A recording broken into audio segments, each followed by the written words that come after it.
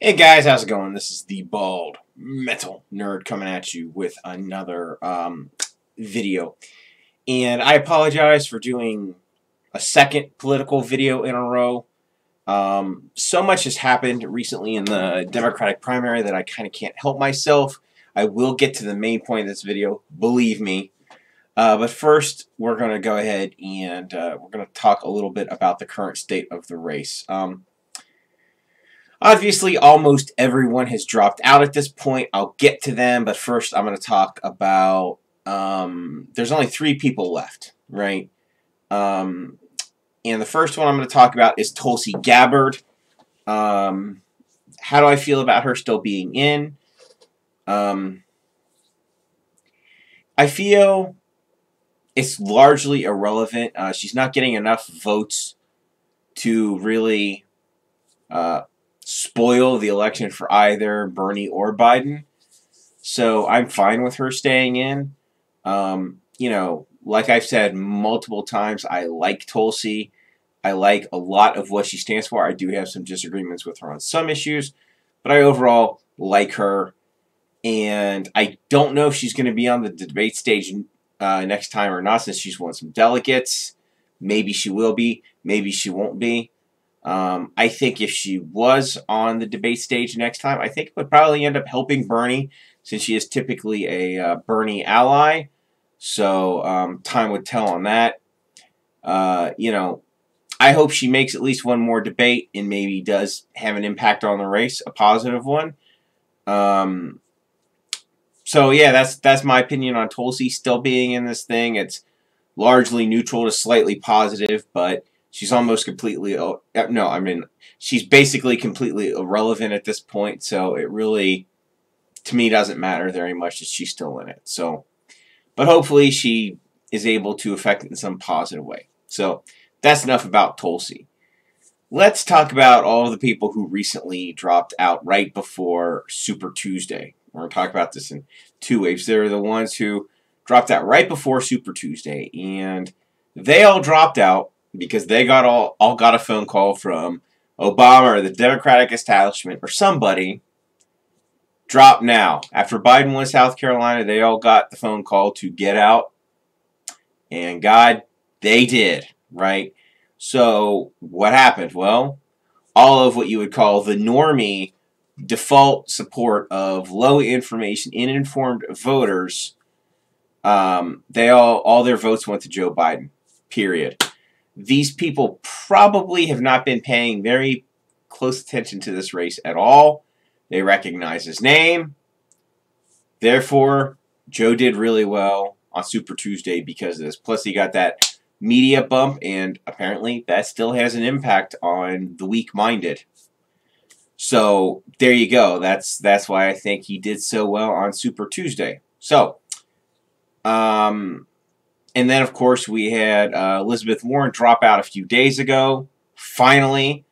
I think part of the reason she stayed in till Super Tuesday, and a minimum, was to be a spoiler for Bernie. Maybe that wasn't her intention, but with words that she was saying and some of her actions indicated that might have been the case. Now, there are calls for Elizabeth Warren to endorse Bernie, or even for Bernie to pick Warren as his VP. I think picking Warren as his VP would be a huge mistake, considering the bad blood between them, and frankly, Warren's actions have shown how untrustworthy she is. She has proven she is completely non-trustworthy. So I do see the pragmatic political side of it, but I think overall it would be a mistake if he were to pick Warren as a VP or really push hard for her endorsement. And besides, I think unless she does get something like the VP slot, I think frankly she's too cowardly to endorse Bernie, even though she claims that you know, she's closer ideologically to Bernie than to Biden. In my opinion, the 2 most likely scenarios are either A, she sits it out till the convention again, like she did in 2016, or she actually endorses Biden. All right. I mean, who knows? Maybe she does strike some sort of deal with Bernie. But God, I hope it's not for the VP slot, because that's probably the one thing that would give me really significant pause about Bernie at that point. So yeah, let's hope that doesn't happen. We'll see. So now let's get down to the two candidates that are actually left and actually matter, right? We're going to talk about how a vote for Biden is actually a vote for Trump. And we're going to do that by watching a few videos together. So here we go. First off, we're going to watch a little bit of a compilation of some things Biden has said during the 2020 primary. And then we're going to talk about it a little bit. So here we go. Why attack Sanders? Why? You're getting nervous, man. And Corn Pop was a bad dude. And he ran a bunch of bad boys. I'm not sedentary. I get up and no, let him go. Let him go. Look, the reason I'm running is because I've been around a long time and I know more than most people know. And I can get things done. That's why I'm running.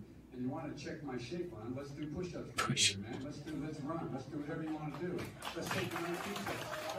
You ever been to a caucus? No, you haven't. You're a lying dog-faced pony soldier. You said you were. Make sure the television, make sure you have the record player on at night, the phone. And so he was up on the board, wouldn't listen to me. I said, hey, Esther, you, off the board, or I'll come up and drag you off. We hold these truths to be self-evident. All men and women created by you know the thing. Poor kids are just as bright and just as talented as white kids. I'm beginning to see why your wife left you. And he cut off a 6-foot length of chain. He folded up. He said, you walk out with that chain. And you walk to the car and say, you may cut me, man, but I'm going to wrap this chain around your head. If you agree with me, go to Joe 30330 and help me in this fight. Thank you very much. Okay, there are some other ones. There have been a lot of times when, you know, he said he was in here, let's see. Let's just type Joe Biden in wrong state. Joe Biden in wrong state. And you'll see what I mean here.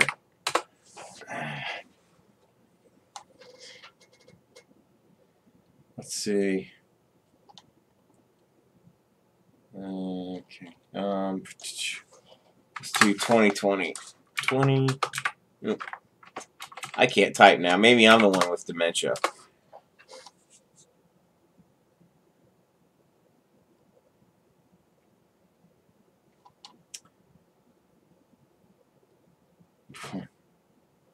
So basically, okay, there's a whole lot of verbal. Joe Biden tells me. Okay, I can't find exactly the clip I'm looking for.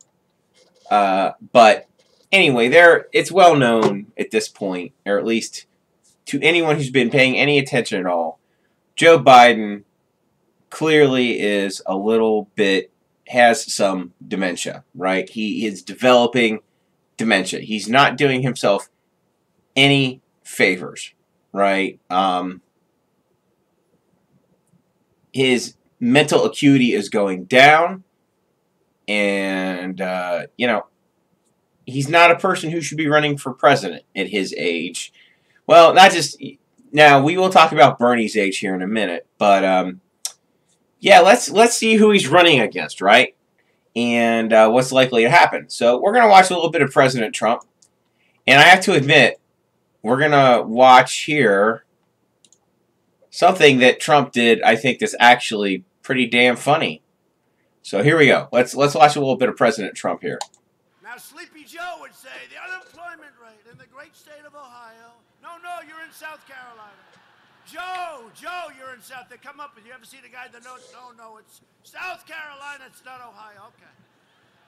Then he goes, all right, Iowa. Did you say Iowa? No.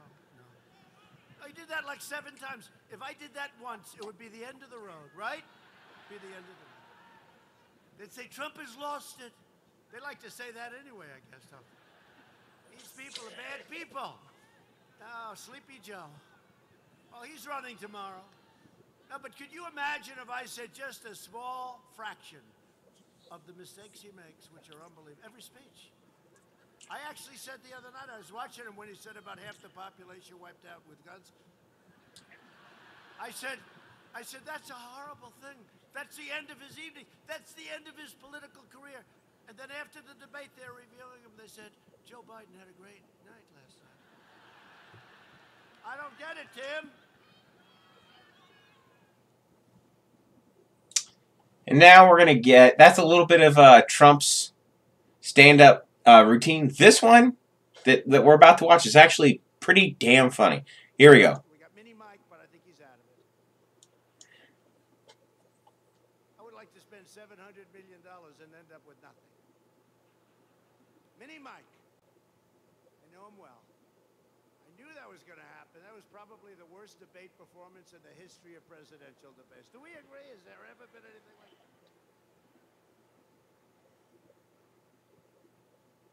But he's going to keep spending the money. I think this weekend.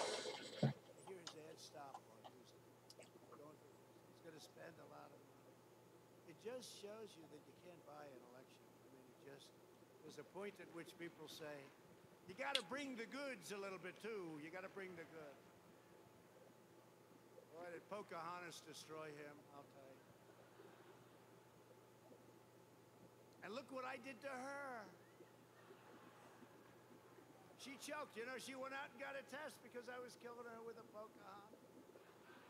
Remember I said, I have more Indian blood in me than she does, and I have none. Right? I said it to her. Love to have some, but I have none.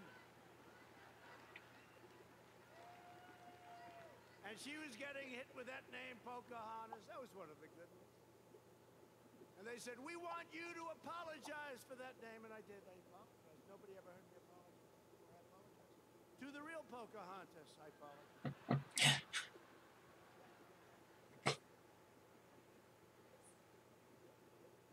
But she went out and she said, oh, this guy's killing me. Remember, she was dropping like a rock. But I learned something. Never do it too early. A year and a half before the election, I said, what am I doing? I should have said, that's all right. And she had those burning embers, and then she started, but ultimately, she's gone some. But she was really mean to Mini Mike. I'll tell you, the way she treated him. He didn't know what hit him. He's going, oh, get me off of this stage. Get me off. Get me off.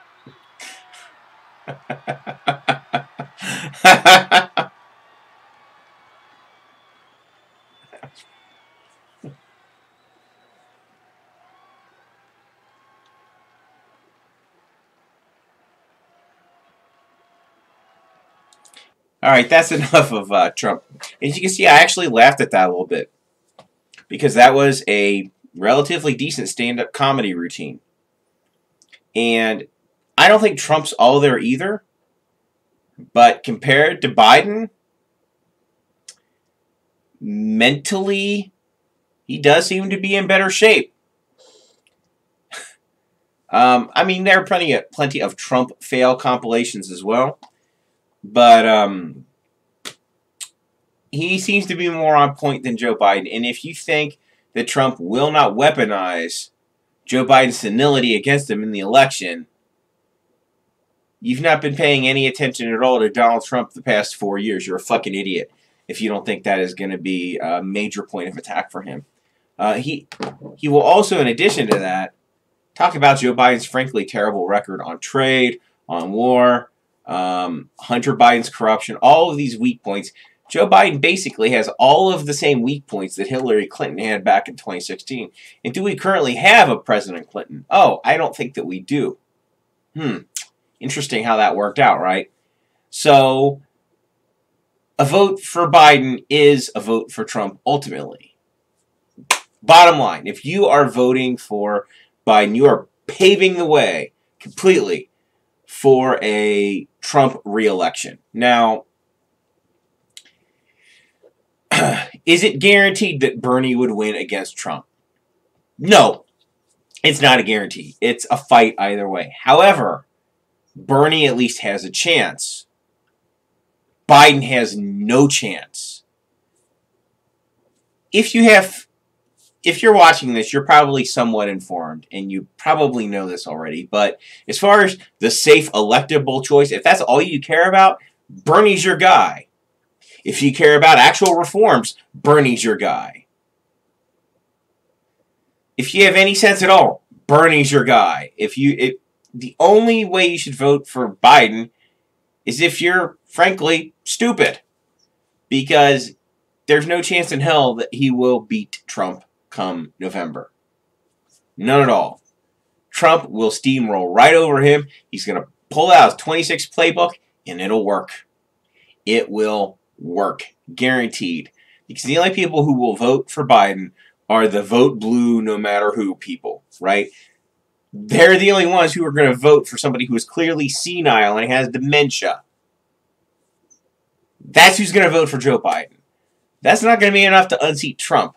Now, to be fair, people can say, well, Bernie's just as old as Biden. That's true. In fact, I think Bernie might be even a year older than Biden. But regardless of that, Bernie's mental faculties are still at 100%. If you listen to him, he's still sharp as a tack. He's not going through dementia. He's not going through any of that stuff. Mentally, he still has all his marbles. Joe Biden clearly doesn't. Yes, I know there are people out there who are disappointed that we're not getting somebody younger.